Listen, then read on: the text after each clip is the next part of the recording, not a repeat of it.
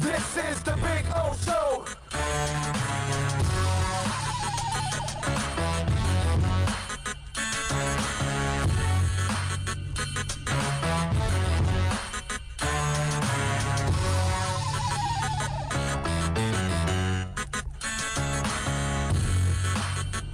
This is the Big O Show. Good This is the Big O afternoon. Show. Hope you all are doing well. Welcome aboard to the show. We are out here at Inter Miami Stadium. Just finished on onsite a little bit ago. Had to do a couple of business things. Got another business thing to do in a little bit. So I wanted to get in a little bit of some talk on our podcast here. Appreciate all of you out there tuning in as always. Thank you for your amazing support on a beautiful Wednesday. Damn, it is beautiful out here, man. Absolutely. I mean, you couldn't script a better day, right? Yeah.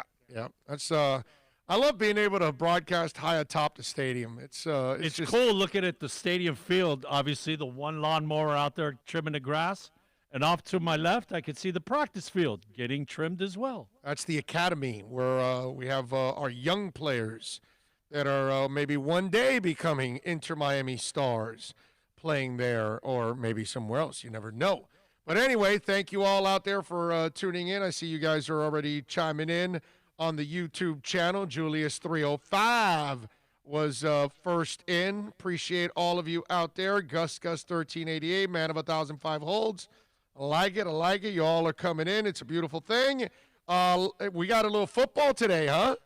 This afternoon, even though the Ravens still had another positive or two, and they've got 25 players or something on the COVID list. It's crazy. Although I think actually they get back like a couple players from the original time that they failed the tests. I believe the running backs, Yeah. both of them, Ingram and Dobbins. It's like, wow, you've been out so long with this that the people that initially had COVID had already, passed it and they're ready to go. The thing about all of this is, and the NFL has kind of been balls out all season long. They already got their money from the TV deals. So that's what this is all about, ladies and gentlemen. They've got to come up with the game. That's it. And the difference is that I wonder if in future TV deals, the TV companies kind of protect themselves of these kind of situations. Say, well, if we have like a pandemic-like situation, you can't be putting games on where half the team is missing or the key players are missing because that doesn't help us as a TV company and ratings and all of that. But sports has been such a savior for all these networks because they don't have their regular lot of TV shows. They can't make new TV shows because of the coronavirus. So there are very few new shows. And even the ones that are new, they were probably recorded months ago, and they've been able to kind of finally finish up the editing and things like that, and that's why they've done it. But it's crazy how a game like today is going to be played. And then the screwed up part is, for those of you who say, wow, it's great, we got a Wednesday game. You have no Thursday game. Okay? Wait a minute. They give us a Wednesday game and they take away a Thursday? Yeah, they took away the Thursday. What the? Now, Monday, you have two games. You have Washington and Pitt at 5, and then the Bills and Niners at 8:15. And then Tuesday, you've got the Cowboys and the Ravens. So the Ravens, in less than a week, will take the field again and have to play. Pittsburgh will play on Monday. Playing today, they will play Monday. Ravens playing today will play Tuesday. So they will both have a short week. Although, by now, Pittsburgh cannot complain because they technically got their bye week already. This, with the postponements of these games over and over again, you've kind of almost gotten your bye week almost. Although All the lumps, bumps, and bruises are fine now, right? Yeah, exactly. It should be a little better now at this point in time. So crazy stuff having a football game today. The Dolphins get ready for the Bengals. The Dolphins, by the way, are an 11.5-point favorite. The over and under is 42 points. The Bengals are plus 450. The Dolphins are minus 600 in this game. So it looks like they feel like the Dolphins are going to end up winning this game comfortably. That's at least what they feel like in Vegas. Brian Flores addressed the media today, and there's a lot of subjects to talk about. Why don't we listen to the head coach? Let's play Brian Flores addressing the media today and answering some questions. I actually, this isn't a Tua question. This is a Malcolm Perry question, and also a follow-up on something you said last week regarding the slot position, and how you don't necessarily I don't know if I'm expounding on what you said, kind of believe in the slot. You believe in having other players or kind of having other guys fill in for that role. Considering you come from the Patriots, which kind of revolutionized how the slot position is used, where does that belief come from? I'm not necessarily sure I said I don't believe in the slot position. Look, I think you can play with different guys in that position. I think it's literally a spot on the field, not necessarily a position. And I think we're talking about, the between the numbers, that's that place on the field between the numbers and the hash, which, people call the alley in the kicking game. They call it the slot in the passing game. Some people call it the seam defensively. So I see it as a spot on the field. Obviously, you see it as a position, an actual position. So maybe we just need to come to an understanding on, how we see that. I don't necessarily see it as a position. I see space on the field, and I think that space can be filled by a number of different positions. You can put a running back there. You can put a tight end there. Like I've said, you can put a receiver there. So, for us, you've seen Devontae in there. You've seen Jakeem in there. You've seen Malcolm Perry in there. You've seen a number of different players there, Gesicki, running backs. So to say I don't believe in that part of the field, I believe in all parts of the field. So,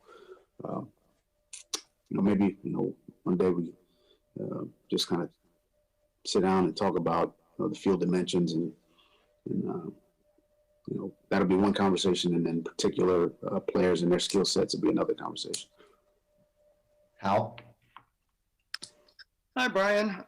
I know you like to be straightforward about things, but yesterday when we were talking with Josh Boyer, I asked him about how you broke the news to him that you would like for him to be defensive coordinator. And he described a conversation that sounded incredibly brief, actually. And my two-part question is, was it really as brief as what he described? And two, what was it that you saw in Josh that made you believe that he was the right man for the job? Well, I don't know exactly, what your guys' conversation was. But, look, I've worked with Josh for a long time. He's a very good teacher of the game. He's got a lot of knowledge. We've had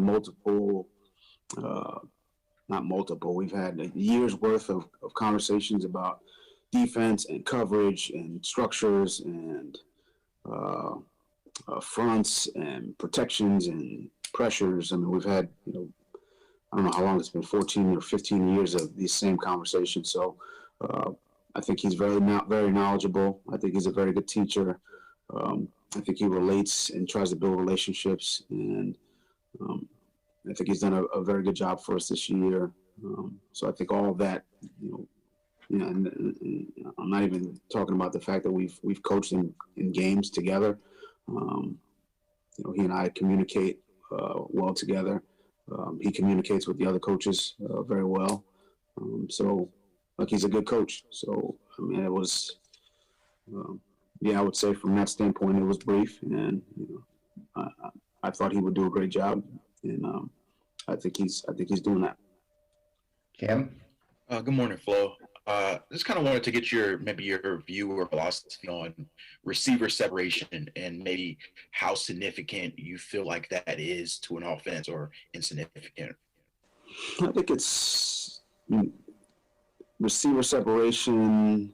I know they got the next gen stats, and it's, he had half a millimeter of separation or something like, they got all those statistics. But, I think a lot of times, a guy like Devontae, who's a big body, he's long, there might be a guy right on him, but if you throw it inside, the guy's on his back and you throw it inside, and, his arm length is the separation. So, while it might be, a millimeter or centimeter based on the next gen stats, it's, you can get that ball in there. So again, it's case by case. As a defender, you want to have tight coverage. As a quarterback, I think you just need to know, the frames or the builds of your receivers. If you got a smaller guy, then that separation or the coverage being tighter, you might have to fit that into a tighter window, versus just getting the ball out in front of a taller, longer receiver. So again, to me, it's all case by case. I mean, I think you look at a lot of statistics and they talk about the separation or flight of the ball in the air, and they got all these statistics. But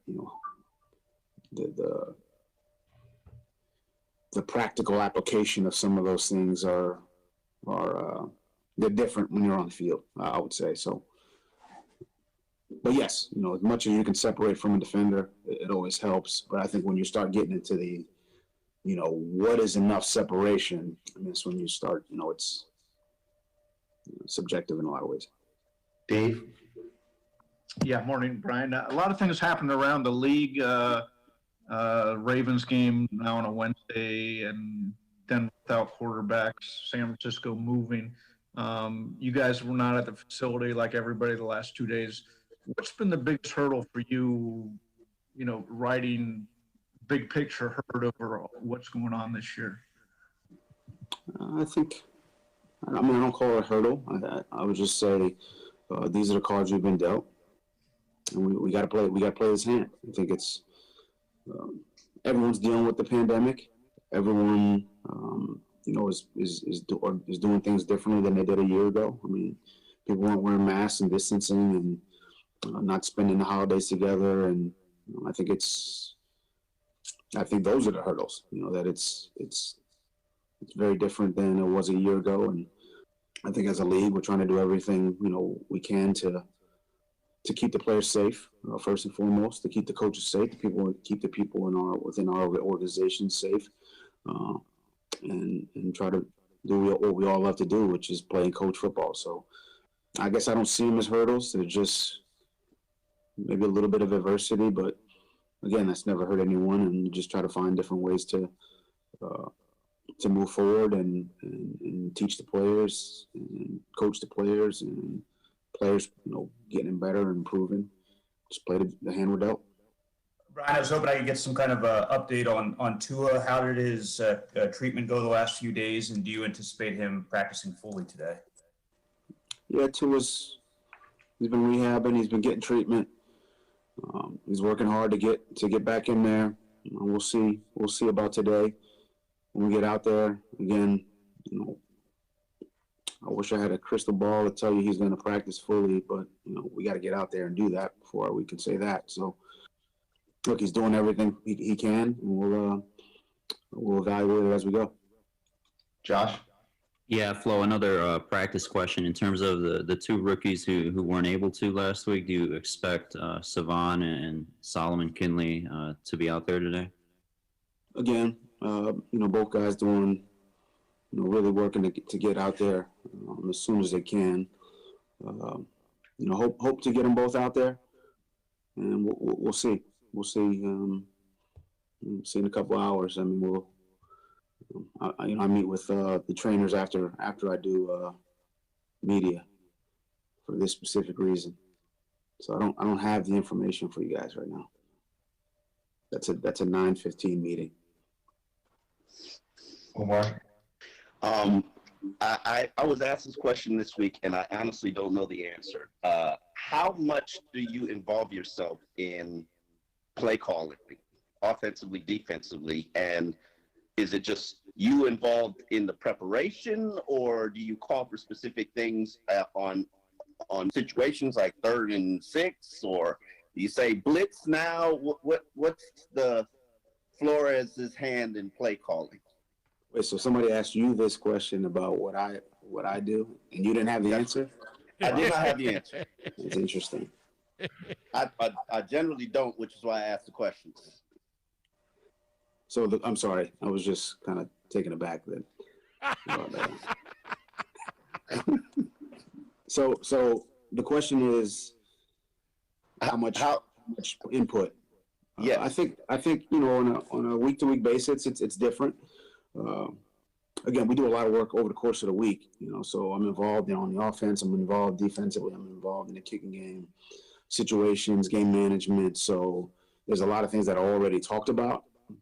And I think, no different than anyone else on the offensive staff or the defensive staff or in the kicking game or from a game management standpoint, I offer suggestions, no different than, Eric Studesville offers suggestions and Anthony Campanelli offers suggestions and say, hey, maybe we should do this or this, depending on the game. It's case by case. I would say I let my coaches coach, and I'm not sitting there going, hey, call this, call that. Because at the end of the day, because I'm working all three sides of the ball and game management, Chan spent more time on offense. He's seen more of it. Josh has spent more time on defense. He's seen more of it. Danny spent more time on the kicking game.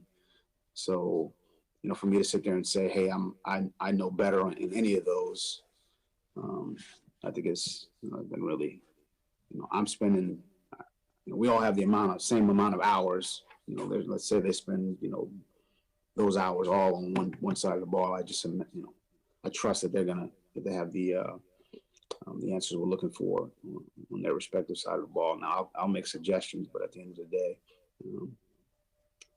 I'll try to let those guys coach. And then obviously occasionally, I'll make my thoughts known, but I think it's worked out for the most part. Hell yeah. By the way, stop that a second there. Time for one more anyways.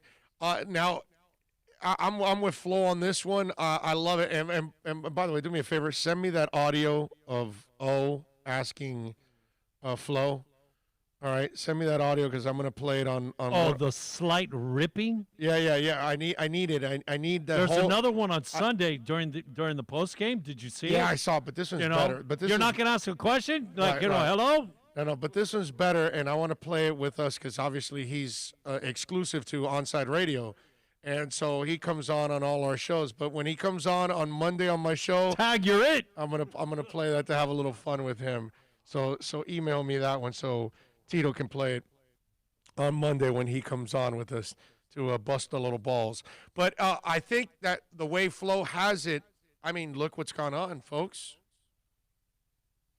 I mean, they're 12-8 in their last 20 games. They're about to go 13-8 in their last 21 because I expect them to beat the Bengals. Since the 0-7, and not that the 0-7 was about bad decisions, it was just a bad team at that time. They didn't know how to win yet. And then finally, after the coaching has gotten through and the players understand, they've gone 5-4 and now 7-4. So everything you can tell that delegating those responsibilities, and basically what Flo is telling you there is he lets his coaches coach, and then of course he'll chime in when he has to, which every head coach does, every CEO does. You might be the store manager, but if the owner comes by and says, I don't like that over there, can we move that end cap and make this yes sir. What are you gonna do, argue with the owner? Right? No, they're the owner. So the head coach, what do you do? Argue with the head coach? No, you're the assistant. So, yeah, you do what he wants. But, I mean, overall, you could tell that the relationship has gone well. Listen, when he doesn't like it, he'll change the offensive coordinator or he'll change the offensive line coach. It's pretty simple. Something tells me he might have had more suggestions for the offensive coordinator last year. All right, go ahead. One more. Yeah, and he doesn't hesitate either to make that decision. No, he doesn't. He doesn't. Go ahead. With the running back situation, I know you guys are getting a little healthier. I don't know if Miles is going to come back, but if he does, do you anticipate him resuming his lead back, starting, I don't know what you want to call it, role that he had for much of the season before he got hurt? I think it would depend on what he shows in practice. I practiced some last week. Look, when you're out a few weeks, I mean, there's a conditioning element, there's a getting back to it element, there's a physical element. So, the idea a guy can just walk back in and is the same player he was, before the injury. It normally takes a little, a week, 2 weeks until you're back to, hopefully back to where he was. So we take that into consideration. I hope a guy like Miles, does or could, get right back to form quickly. But I don't think there's any assumptions that it'll be that way. We got some other backs. We normally rotate them. So we'll see. But it all starts in practice. It goes out there in practice as well, and we feel like he can be take the majority of the carries like he was prior to the injury. Then that could be the case, but we'll see. That's the head coach, Brian Flores, addressing the Meteors today. And listen, with Myles Gaskin, he's right. Now, if this was an established running back, a stud running back, of course it's his job. But Gaskin did a solid job. Doesn't mean he was great. And he hasn't had that job long enough and tenure enough to say, oh, no, yeah, he's the guy. You know what I mean? So that's where this whole thing runs its course a little bit. And you've got to bring him back and see how he is after the injury. Does he look the same? Does he look good? Is he comfortable? Can he take hits? All of those things you have to kind of weigh into it. And then you can make a commitment to Myles Gaskin. Earlier, they asked about Tua, and I told you guys this already. When was the last time we were on? Were we on Monday? Yesterday? Man, it shows you how busy you are, sir. Was it yesterday? We were just yesterday at VSS West That's right. Pines It was yesterday having a we were at great VSS. time. That's right. It was yesterday that we were at VSS. Y'all get a feel of how busy this guy is, huh? He doesn't even know what he did yesterday. I'm sorry, man. I've got so What many did you eat things for going breakfast this morning? Are you aware of that right now? It's crazy, dude. I got so many things going on. And all I'm doing is putting more on my plate. We promise we will not hold this against you right now, but in the not so distant future, we might do that. All I'm doing is expanding programming on site, so that all that does is put more work in me. That's it. It's like I can't take the station off because the more programming I put, the more I got to listen to it. And so it's like because I am one of those bosses that actually listens to the station. I've worked for plenty that don't listen to the station, don't have no idea what's going on. You know what I mean? That's not me. I'm not. That's just not who I am. So I actually listen. He knows when he's in the car with me. It's on my phone. It's on my phone. I go in the car. The phone connects to the car. It's on. I'm at home. Same thing. Always on. So my workload is just growing. So, but yes, as I told you guys this, I think that the worst case scenario is he misses this week out of pure precaution. I think he's going to be pretty much close to playing this week. If they don't feel that his thumb is 100% or near it, they probably will hold him out another week. And that's what I'm expecting. He either plays this week or he plays next week. Basically is what I've told you for a couple of days now, that's what I'm expecting from him now at this point. Well, I mean a couple of days because I've been saying it on Onside also, just in case if you weren't listening here. Hell, I think I said it on Sunday in the postgame show that I think he'll miss no more than this Bengals game. And then they'll get him back out there again. And I know that it's a tougher part of the schedule, but they played him against the Rams. They're not fearful of the challenge. They're just fearful of putting a rookie out there, and you're already at a deficit being a rookie, okay? You're not used to the game speed, all of that stuff. So now we're going to throw you out there with an injury that limits what you can do. No. You could do that with older players because they can adjust because they've got all that experience. But you can't do that to a rookie. You just can't. And a rookie that doesn't really have it all there yet. you know? So that's where you've got to wait a little bit on this. But again, I think he either plays this week or next week. I don't think this whole thing about several weeks and all that, I don't believe any of that. Okay? It's 1 or 2 games, and that's it. Let me see what we got here on the roll call. Ian from Brooklyn, he was listening to Onside. He said, time to boogie with Big O. Let's go. Samuel Robina is in, saying, what's up? Cliff Wellman in. John Santos says, hey, I finally caught up with the Big O show and Bill. Thank you, John. Appreciate it. Super Boom Shack. Josh also in there. NorCal says, hope the season gets completed. I got to pick up some dough in Vegas. NorCal, the season will be completed. Don't worry about that. The NFL will do anything and everything possible to complete this season. Okay? So you can bet your ass that that's going to happen. Pandemic be damned. We're not stopping. They got their money, dude. They got to repay the television companies with games. Robert Triana's in. Drew Boo is in. Drew Boo also was tuning in to Onside Radio. Ohio John. Antonio Lucatero says, buenas tardes, Big O. Tua or no Tua, still must watch football. The nation is on notice, and we are on the rise. Mr. Lucatero, I am with you, sir. GP Trap Hewitt says, Big O, nice to see you. Nice to be seen, GP. Thank you for supporting us. Jeffrey Vincent says, do you believe that Coach Flores is doing more with less? Hell yeah, dude. He does more with less than most. Dennis Aker says, Flo is a great coach. Feels really good as a Finns fan to finally say that. I say Coach of the Year. 7-4, man.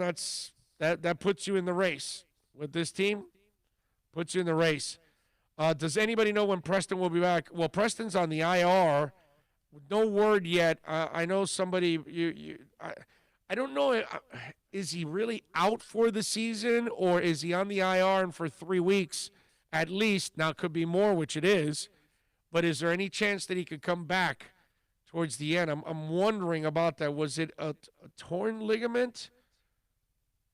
Let me see something, because I thought there was a chance that he could come back. You know, I got so much crap going on now. I don't even remember if Preston Williams was done for the year officially. Let's see what we got here. Okay, Preston Williams. Outside teams will place Preston Williams on the injury reserve. Williams let the Cardinals give him a cart. Ran some tests. He's going in the IR. So it's the injury reserve rules. Requires 3 year wings. Not permitted. See, the thing is, we don't really know what the injury is. Because I don't remember them saying he tore a ligament and he's done for the year officially. I know that he was put on the IR, but maybe I forgot now. That's the problem. Maybe I forgot what exactly is the injury. Preston Williams will miss an extended period of time with a foot in. See, it's a foot injury. More serious than expected. Williams was placed on the injured reserve, which will miss at least 3 weeks, but his absence could be extended beyond that. Yeah, I'm looking at Roto, and it says Dolphins place wide receiver, blah. This rules William out for at least the next 3 weeks. Right. It's possible. Well, it's already been 3 weeks. More, yeah, we're already over 3 weeks. But I don't know yet officially if he can come back or not. They're saying they're expecting him to return at some right. point. That's the thing that I know that he has that he could come back. So I wouldn't say that Preston is done for the year because I haven't heard that. Just remember, just because they say IR doesn't mean you're done for the year anymore. Considering that they're at least not this considering year. that they're winning, and obviously he already had an existing injury when he got hurt. Right. That they may wait till right before the playoffs. Maybe. To make sure that he's free and clear and can go. Maybe. If you're winning, it behooves you not to. Yeah. Super Boomshek says the offense is better when Preston's in there. Amen. 5 games left. Preston is done with his slippery hands. Hard to argue with that. He drops way too many passes. That's a fact. Can't argue with Jeffrey Vincent on that one. Well, you had a segment a few weeks ago about hoping that Callaway gets going and puts pressure on Williams. Yeah. Speaking of pressure, Miami Kid Jay says, love Omar Kelly. He puts pressure on these coaches. Meanwhile, a man of 1,005 holds says Omar's getting schooled. Omar's that guy, man. You love him or you hate him. Omar is not there to make friends. He's there to ask tough questions, something some reporters are afraid of. Gaskins is slow. Washington looks like more instinctive running back out of all of them. Well, he's the more experienced one, too. So Fred Soares is in.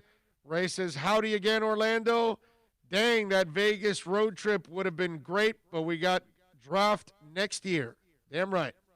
But you're right, we were going to go to Vegas twice this year, man. Twice. Man, we would have been flying in there, think about it, Christmas night. Then we go to the Dolphin game the next day. Yep. My birthday. 4 days later is New Year's. Like, it would have been an incredible week. And you know that if there's an act there, we probably would have found a way to go see a few concerts. Molina, by the way, reminds me that Vi Sakahaima was a kick returner, not a kicker. How come I thought he was a kicker? I thought Vi Sakahaima was a kicker. My bad. You keep with the Haima. Yeah. I don't know how it's pronounced. Vi Sakahaima. Are you sure it's pronounced that way? That's the way I remember them always saying Emma? it on Okay. Sunday and Monday, you know. All right. Was Preston spotted at practice today? I don't know. I don't know if anybody wrote it. I haven't seen anything yet that people say Preston was at practice. You might have seen something I did not. I can't say that I was watching all of the tweets at the moment. Let's see. Tua says he reached out to Joe Burrow when he got his injury. I know he'd love to be able to go out there and compete against us. I sent him my prayers and wished him the best as well. Tua said of Burrow. Got to figure the league's a little let down.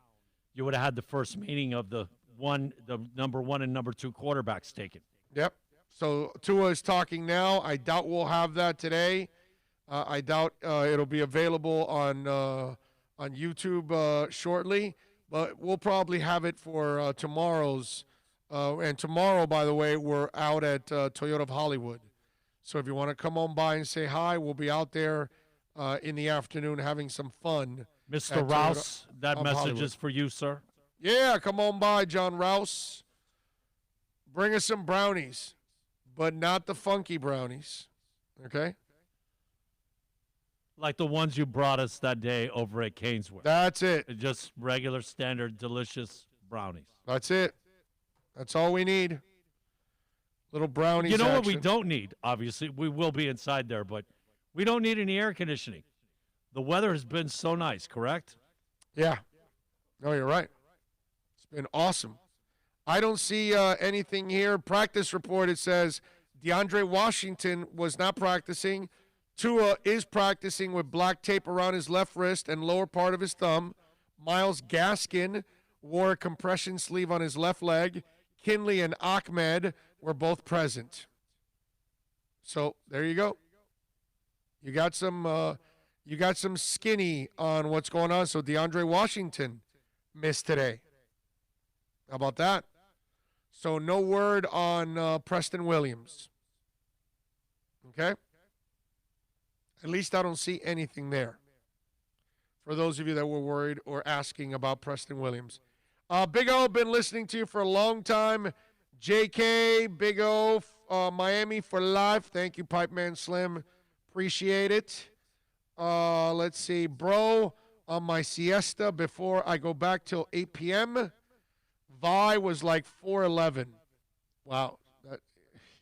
4'11". You guys are brutal. Good afternoon, everyone. Big O and Bill. I'm grateful to listen to you guys every day. You make the news worthy to hear. Thank you, Rosendo. Very nice. Lazy Lightsaber says, Big O, should the Dolphins sign Kenny Stills as a slot guy to help out Parker on the receiving team and help Tua? No. Let's see. I'm not saying no like I wouldn't. I would sign him, but they're not. Okay, I don't think he signs here either, unless nobody else offers him a contract. But with all the stuff that went on, he took a shot at the owner on the way out, and the whole Flo Jay-Z thing. The history kind of tells you highly, highly unlikely. Yeah, I don't think it happens. Big O, I would like to see more DeAndre Washington. Well, maybe you would like to see him on the practice field because he wasn't there today. Drew Boo says if Kenny Stills is not signed, red flags should go up as he was a speed guy, might have lost a step or three. Maybe. Let's see. Julia says Stills suspended. I think, what was he suspended for? I thought he was just cut. Are you sure you're not confusing it with Will Fuller? Was still suspended? I don't remember that. Last I saw, it was just see you later. Have a nice day. Yeah, I didn't know that he was, or maybe I forgot, but I don't remember the suspension stuff. My bad there if I forgot that. I apologize. Trying to see if there's anything newsworthy. I don't see anything there right now on Twitter that has to do anything, breaking news wise with the Dolphins. What else do we have here? 786-322-1105. If you want to get in on the text line, that's 786-322-1105. If you want to get in on the text line, you can also reach out to us on Twitter. That's at Big O Show. Follow us there as always. Let's see. What else do we have here?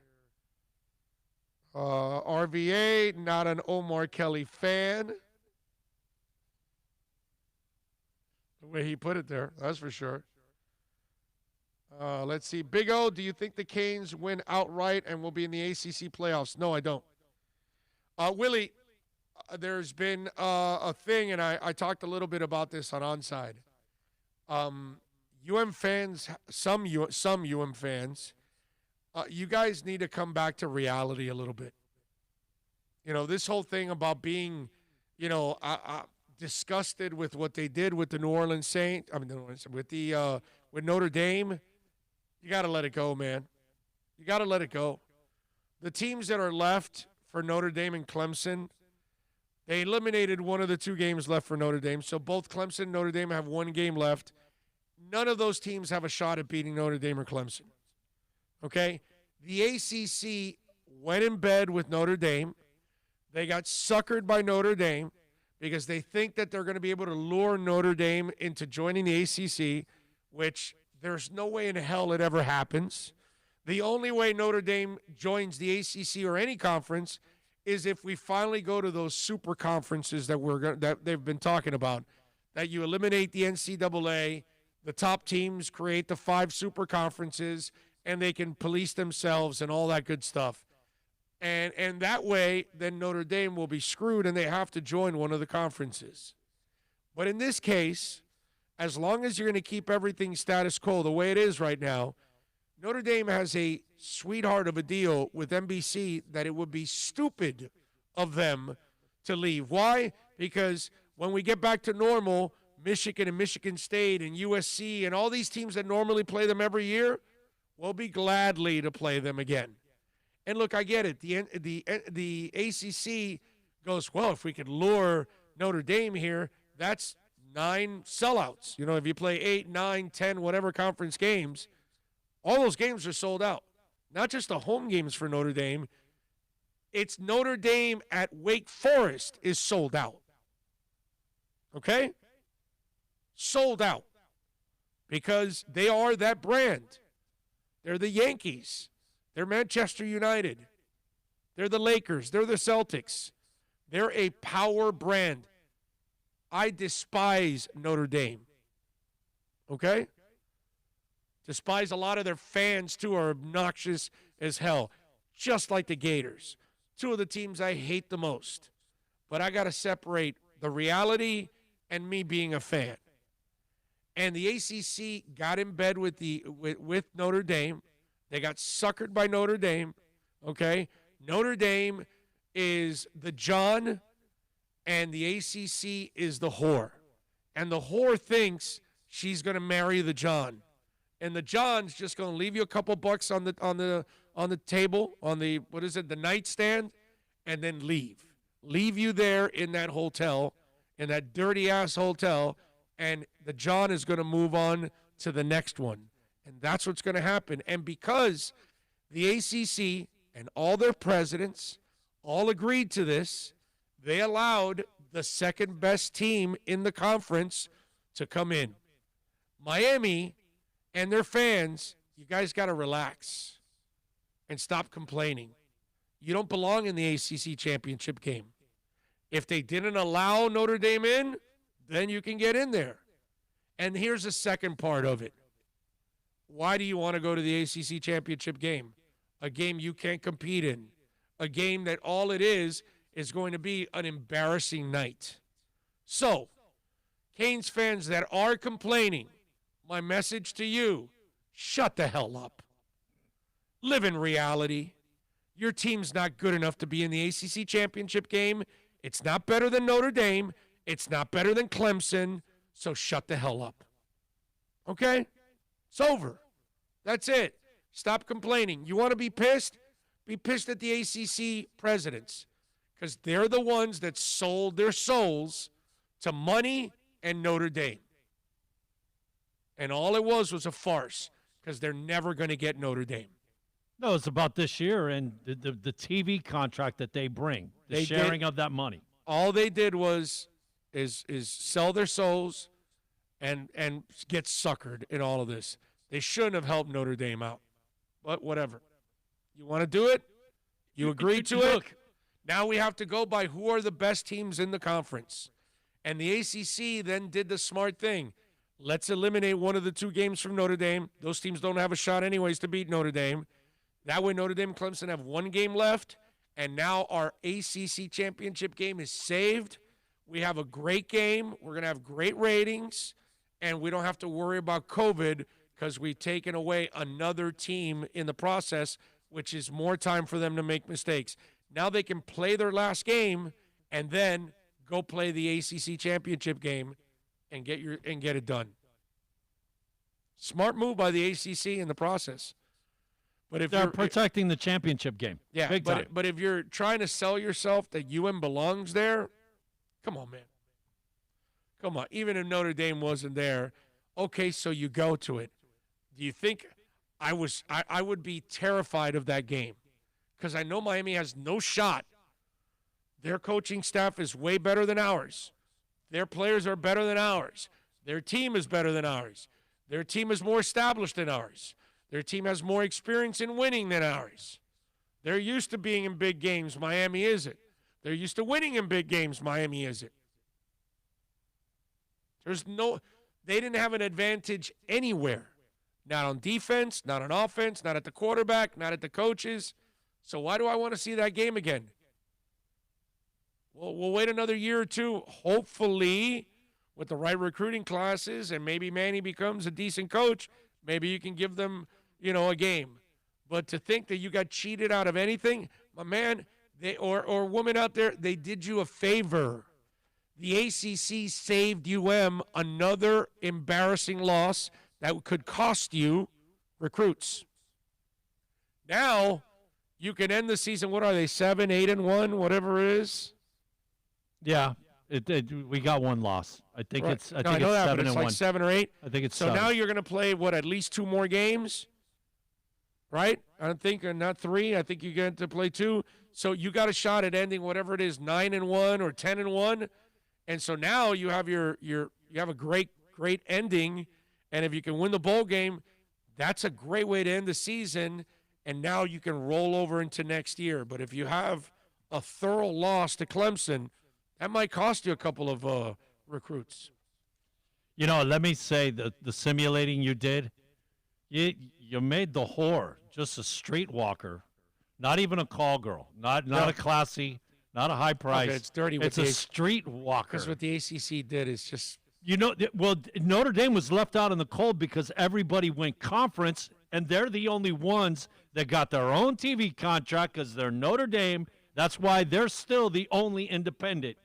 where we all were back in us, Florida State, Penn State.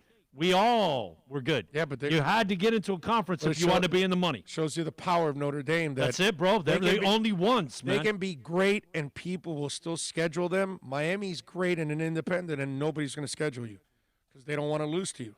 But somehow or another, they're always willing to play Notre Dame no matter what. Notre Dame, you know what, man? You got to say this, though. You know this. Bowl games love Notre Dame because they travel well and they bring such a TV fight. Like Notre Dame, they do have the biggest following in the nation. They're the Yankees, bro. Exactly. Oh, you said on Onside Radio that the Dolphins will pick off offensive next year. That's cool, but what can we do now? I'm a blind-ass fan that thinks we can have a deep run in the playoffs. I'll hang up and listen. Thanks.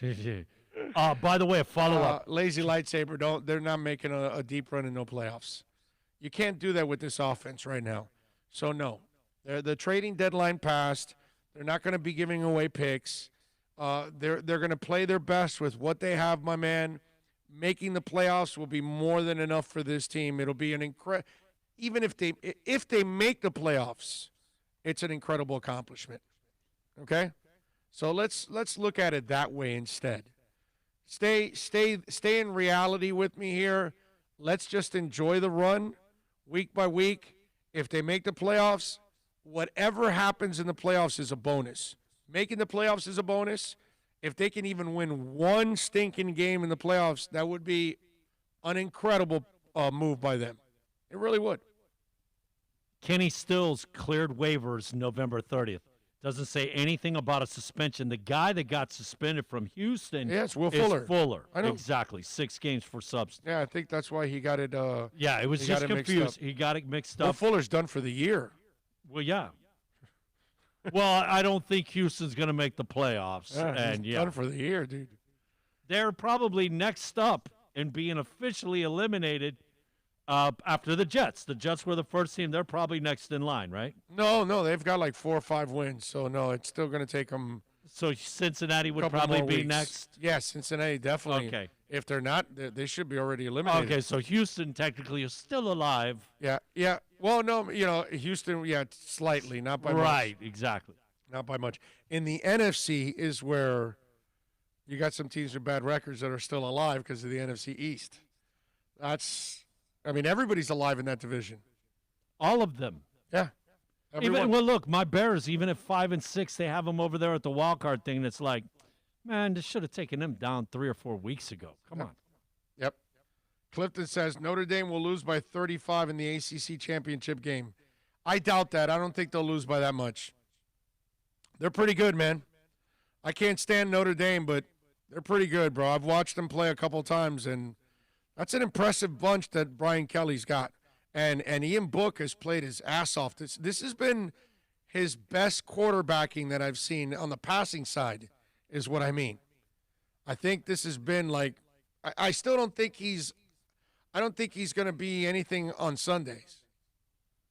I don't. I early when he started his Notre Dame career, I thought that kid was headed that way, but he's not a great passer. He's above average, a good college quarterback. Oh, yeah. The kids they've got a little bit of a running game. They did lose 2 of their offensive linemen. They lost the center and the guard.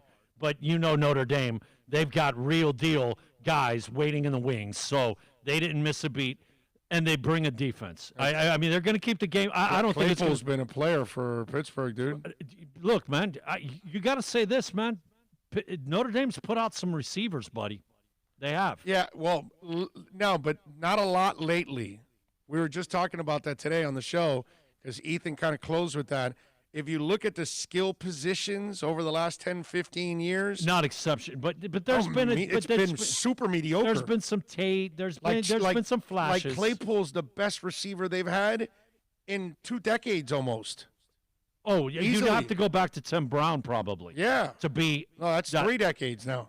That level, yeah. Yeah. But they've had some players that have had some years. Yeah, but but I'm saying it's considering right. It's nothing. Considering the kids you've gotten from the nation. Yeah. Okay. Yeah, it should be higher than what it is, no doubt. Yep.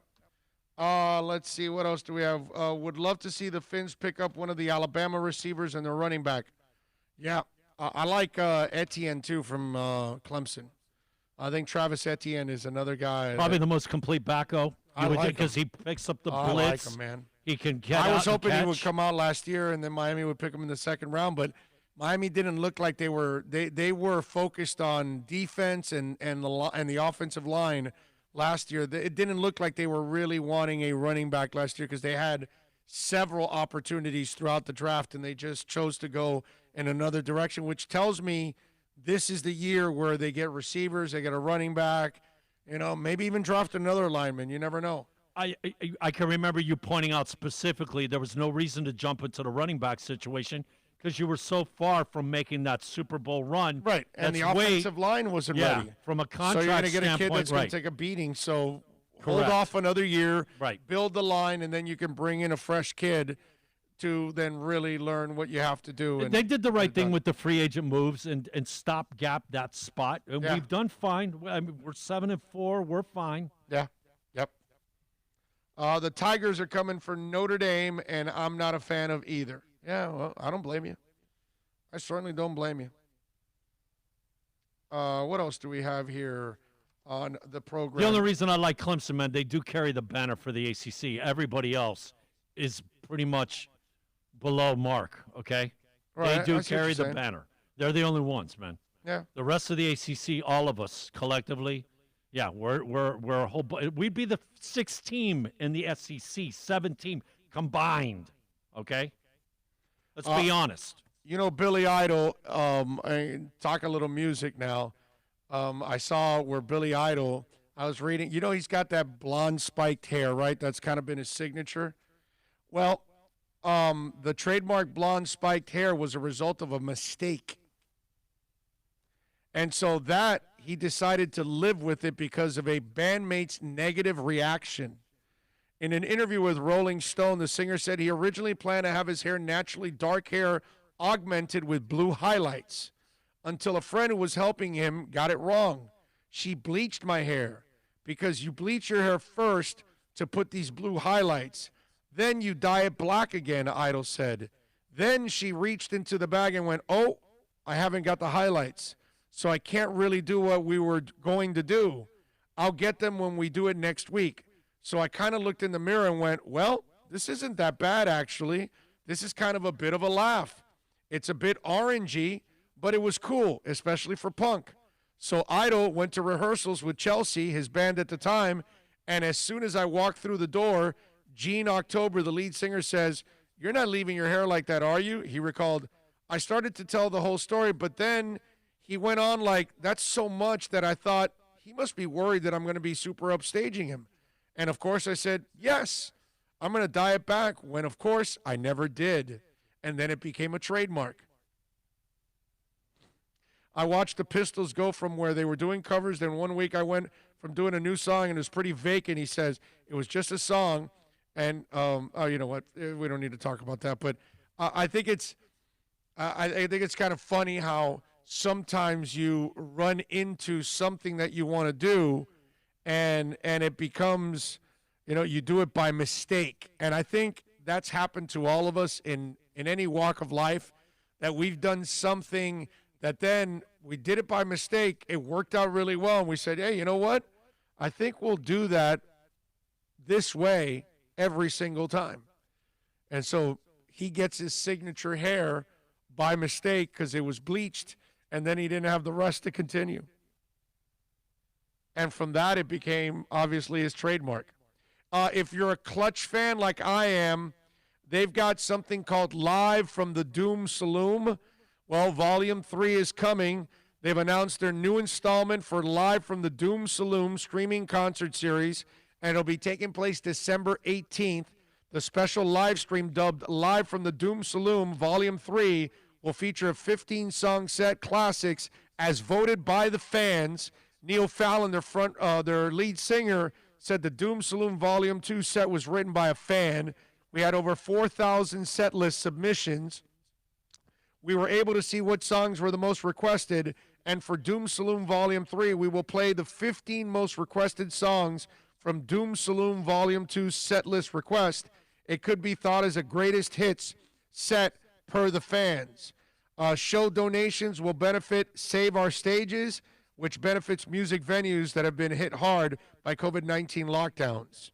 So if you want to catch Clutch, I love Clutch, man. I think Clutch is an excellent, excellent rock band. I love it, man. AC/DC. So I told you the story of Billy Idol and his hair and how he got it. Brian Johnson, what's his signature? Oh, his voice. Besides that, because nobody sounds like Idol either. Ben, Come on, dude. Come on. Well, I mean, Marlboros and Scotch. No. What is it? What else do you see him always with? Come on. T-shirt? No. Yeah, whatever. The white he's always got like the white Got a T-shirts and blue shirt on. jeans. Okay, there's something he wears that is a signature. Oh, his cap. There you go. I mean, I'm just thinking of was the Marlboros. jock, the sneakers, and the socks. He didn't have anything else left. He's always got a T-shirt on. It's always Only jeans. got the damn cap. He's got the Marlboros and the Scotch. That's what makes his voice. So, you know about the schoolboy outfit and all of that. So Brian Johnson's ever-present cap atop his head. So why did the singer start wearing the hat? And why did he stick with it?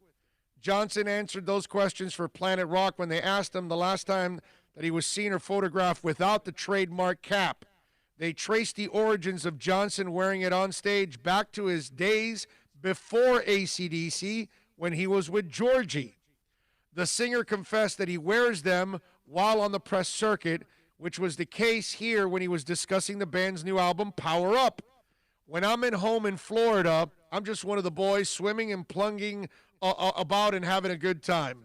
Looking considerably further back than fun time splashing around his pool as of late, Johnson recollected that the hat thing started, I'll never forget, I used to play the working men's club in and around Northeast England, and we would really rock. A fevered on-stage performance meant perspiration was assured, which proved to be troubled for the frontman for a number of reasons.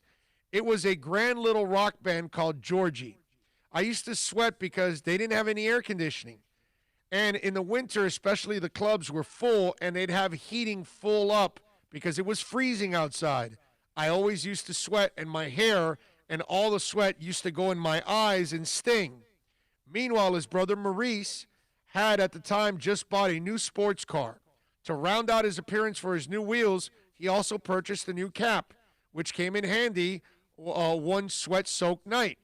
Elaborating on the night the ultimately made rock history, Johnson went on, he says, we were halfway through the set, and I was sitting having a beer with him, and he said, your eyes are red. And I said, yeah, I know. It's all the sweat. He said, yeah, put this on. And I said, oh, I'll try it. And I put it on because in the north of England, everybody wore caps, you know. So after the war and all of that, it was kind of a uniform for the Georgies and Yorkshire men, people like that. Speaking to the immediate effectiveness of the cap, the singer praised, and I wore it for the second half of the set, and I went, that's marvelous. It's brilliant. I said, I'm going to buy one of them. He said, you can keep that. I'm not putting that on. So I did.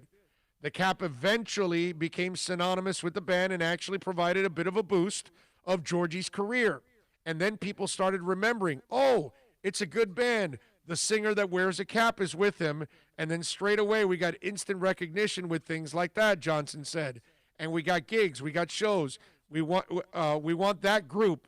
What are they called? You know, the singer that wears the cap. Oh, right, Georgie. And it's stuck. I guess it's part of us now. So he wore it because of sweat stinging his eyes on a consistent basis. I'm sorry, but yeah, the cap is, you know, that's part of him. It's like Tom Landry. How often do you see him without? Never. I've never seen him without it. Right. Exactly. Again, he's got to be, I guess, home in Florida, here, Florida somewhere. Swimming in the pool, specifically, like he's you here said. in our state. We should actually try to get him on the damn show. If I'm not mistaken, isn't he over there in like Naples, Marco Island? Probably. I want to say. I have no idea. I want to say that he's on the West Coast. I would not be surprised because lots of people are there, but I have no idea. Now, if you've got, 10, 20, 40, 50, 100,000 lying around, something pretty interesting is going on the auction block. A selection of historic music memorabilia, including guitars owned by Jimi Hendrix and Van Halen. Starting yesterday, December 1st, at Julian's Icon and Idols Rock and Roll Auction, among the headlining items is Van Halen's designed white and black Charvel guitar, conservatively expected to sell between 60 and 80,000. Another red, white, and black Van Halen owned autographed Kramer guitar is expected to go between 40 and 60 or more. I think both will go for more because he just died. A white Fender Stratocaster owned by Hendrix will likely fetch between $300,000 and $500,000. A 1920s acoustic guitar that was owned by Hendrix is expected to sell between $200,000 and $300,000. Julian is the first major auction house to offer up major Van Halen memorabilia since Eddie died of cancer at 65 on October 6th, and their auctions director Martin Nolan told Fox Business on Monday that there could be a frenzy for the Van Halen instruments that drives their sale prices closer to that of the Hendrix guitars. I believe that. Like I told you, right when I said it, I go, they're going to go higher. He just died, bro. He just died. We think the Van Halen guitars can go a lot higher, especially since we lost Eddie. Now the next best thing to own something representing his amazing life and career. He also added that it's been 50 years since Hendrix passing. Okay? The auction, by the way, it's 8 lots total. It also includes items connected to David Bowie, Kurt Cobain, Elvis Presley, Michael Jackson, Madonna, Little Richard, Bob Marley, and more. Do they have, a dirty underwear from Madonna or something? I mean, seriously, it's not like she doesn't play an instrument that you oh my God, I got to have Madonna's guitar. Maybe her, you know what? She originally was a dancer. She's known for her dancing. Maybe her leggings. How about that? Hey, if I want something from Madonna, I think it's her bra or underwears. So her used sweaty bra or her panties. Yeah. You want her panties. I don't really want them, but I mean, that's about That would be the thing you'd want. Yeah. Yeah. You don't want the jacket from the movie. That's actually not a bad item. That's a pretty good call on your part right there. I like that. Not that I want it, but I'm just thinking of memorabilia that you would really want. Looking crazy? Searching for Susan. Looking for Susan. Yeah. What a bad. Desperately seeking Susan. That's it. And a really bad movie. Oh, it's a terrible movie. The best movie is Vision Quest, obviously, when she just sings in the bar. Yes. Her first movie appearance. Vision Quest is actually Crazy a decent for you. movie. Well, that's what. But what I'm saying is her best movie appearance, best movie, is Vision Quest when she's at the bar singing "I'm Crazy for You." You don't think she did a decent job with? She played the leader. With this guy, what's his name? That was in To Live and Die in L.A. What, Willem Dafoe? Yeah, remember that movie that she did with William Dafoe? I forgot the name of it, but I thought she was all right in that movie. What, Elvita? She's the leader? Not the Argentina woman. No. That supposedly got decent. It's with William Dafoe, and there was it's like a thriller. It's like a murder thriller, I want to say. I love Willem Dafoe, man, and I cannot for the life of me remember the movie. There was a sex scene between them. The other one is Dick Tracy. Yes. Okay. Yes. I do remember her in that. Yes. I don't know if Super Boom Shack says Madonna's used tampon from '85. Oh, speaking, you know what? I talked about the Black Sabbath.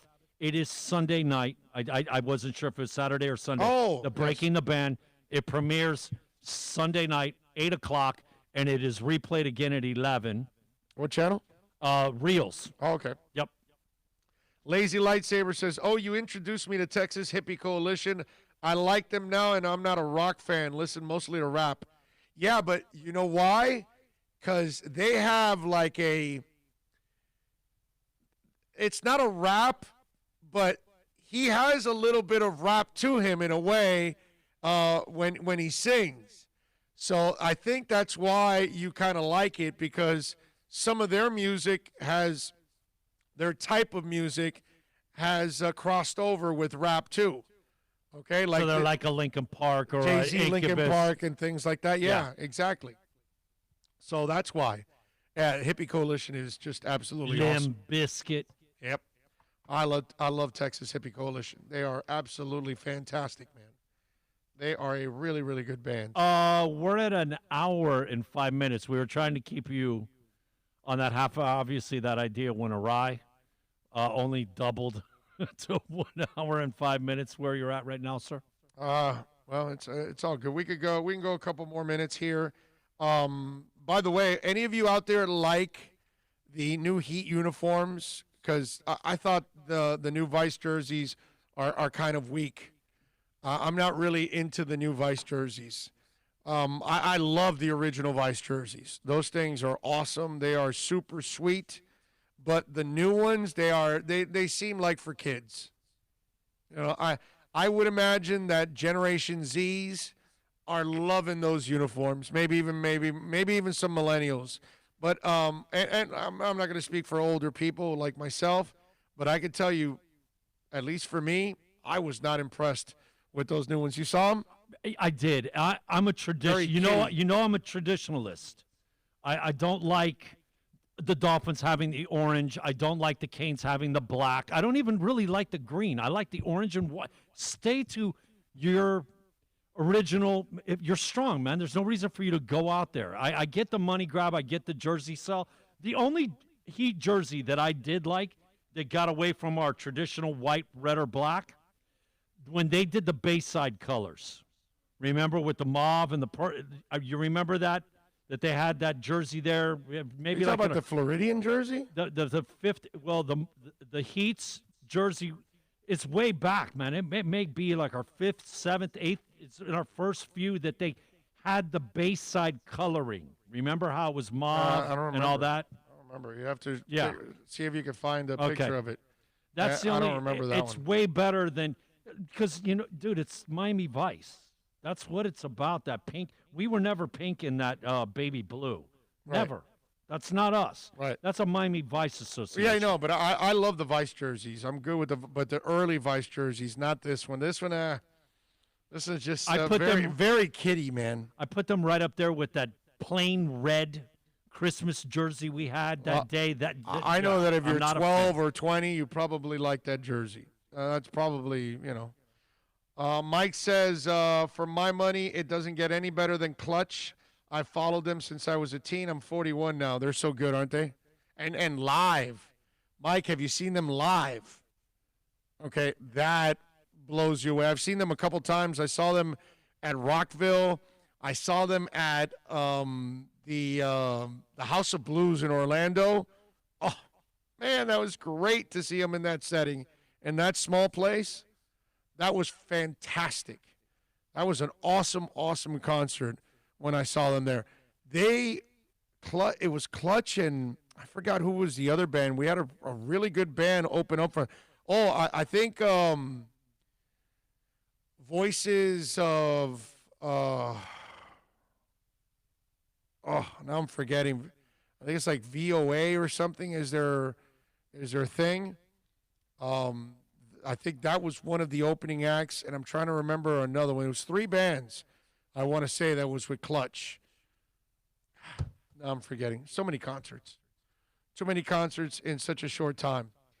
We unfortunately, I'm going to wrap it up here today. I got to do a short show because I got a lot of things to do, unfortunately, now. I've got another meeting that I've got to go to, and I've got a couple things that I got to do here at the station. So it's an abbreviated show. I am sorry. I apologize. I really do. No, it wasn't Crowbar. Something is better than nothing. Yes. Yes. Okay? Yes. I mean, yeah, no. The way we've been missing to do something is better than nothing. No, we missed all Now, of we last will week. be obviously doing the next 2 days. You have allotted. We're good for Toyota and Craig, correct? Yep, definitely. Although, wait a minute. Can you play the Landon Roberts thing? Because I thought that was Landon Roberts. I forgot that I wanted – there was one thing Dolphins-wise that I wanted to get into because today Armando Salguero had an article talking about the shortcomings of the offense. And you guys know that I don't believe we really should be focused on the shortcomings right now of the team. And everything that Armando put in that article was true. The only problem I had with the article was it's obvious. And it's obvious because you have a journeyman quarterback or a rookie quarterback. You've got an offensive line with 3 rookies in it. You know, you've got no number 1 wide receiver right now because Devontae Parker really isn't 100% healthy, and Preston Williams is out. You know what I mean? So it was really, to me, it was an article where it was a layup to write because it's obvious they focused a lot on defense this offseason, and that's why the defense is exceptional. And on offense, I just think you should be writing more about a lot of the really good stuff that's going on with this team, and there's a lot of good stuff, especially when you're 7-4 in the second year of a complete rebuild. And Landon Roberts, he had a play this past week against the Jets on 4th and 1 against Frank Gore. And he's done this a couple times.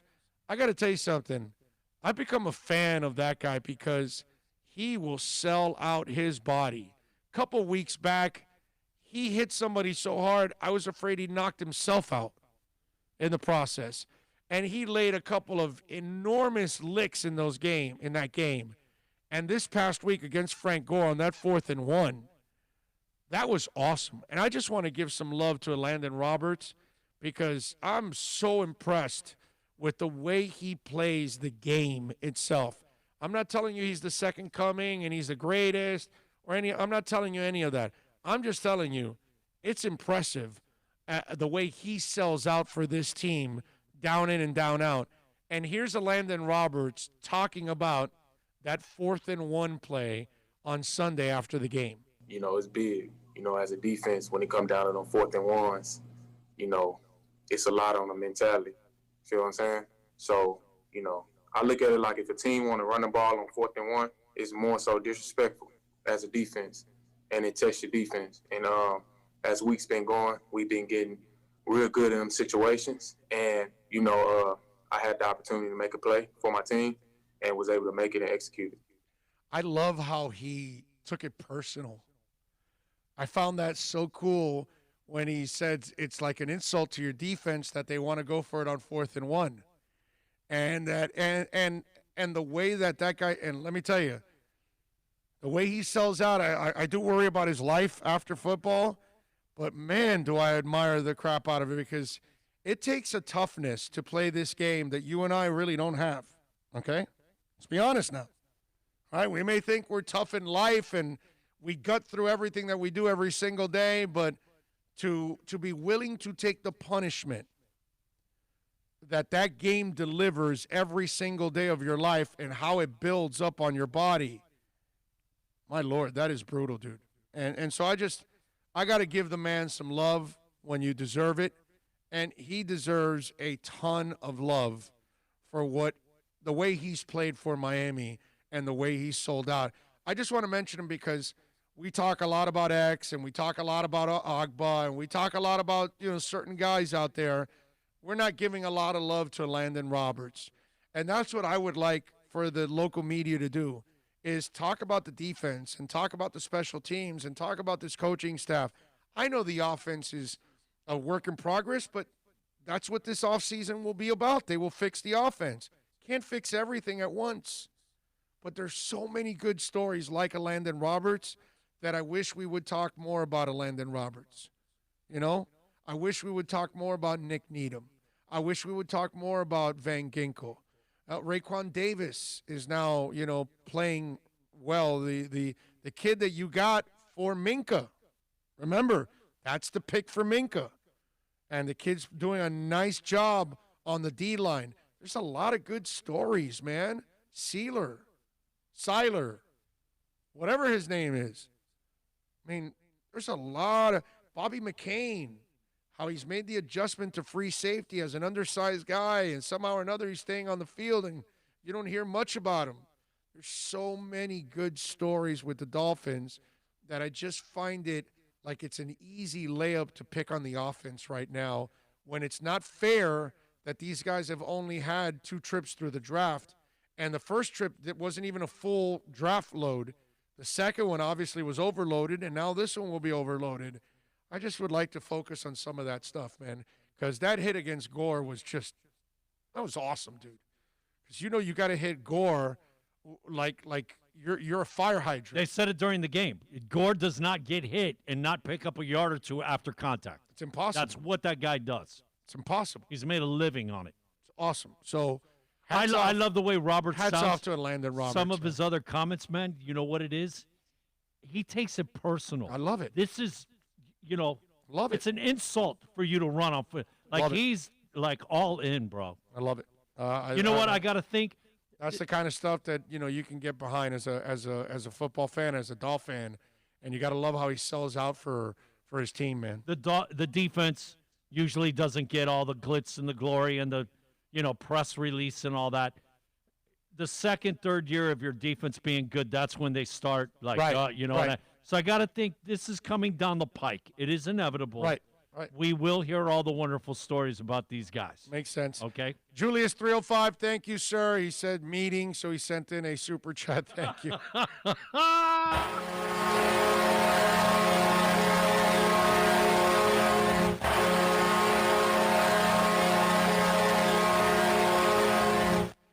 So we are going to wrap it up. Thank you, Julius. You don't want to say the magic word again? The One super more time? chat. No. One more time? Thank you. Keep here. Thank you all out there. Here. You guys are awesome for supporting us like you always do. I'm sorry that it was a little short, but please catch us on Onside Radio because it'll be 2 hours daily there that you'll be able to catch. And some changes are coming to Onside Radio that we will be announcing next week also. So that'll be cool too. Appreciate all of you out there for tuning in, for downloading the show, watching us, chatting, texting, however it is you support us. We love you for it. We'll see you tomorrow. Tomorrow we'll see you at give or take Toyota Hollywood. Yeah. 2 o'clock. Yeah, 2 o'clock. Right give or around take 2. 15, 20 minutes. We may get a little early if we can, a little bit behind, somewhere in that window. Yeah. We're not too far from Toyota of Hollywood out here, so we're pretty close to Toyota of Hollywood. We'll see you, guys tomorrow, okay? In 14 minutes, you guys have football you could be watching. That's right. You got football in 14 minutes. Steelers are going to trump. They're going to rump. I mean, come on, RG3, give me a break, dude. Anyway, and they're missing a whole bunch of players. Y'all be good out there. I love you all. Bill and Philippe always doing their jobs, audio and video. You guys are awesome. Thank you very much. As always, y'all stay safe, please. See you tomorrow. Definitely. Be tomorrow. Good.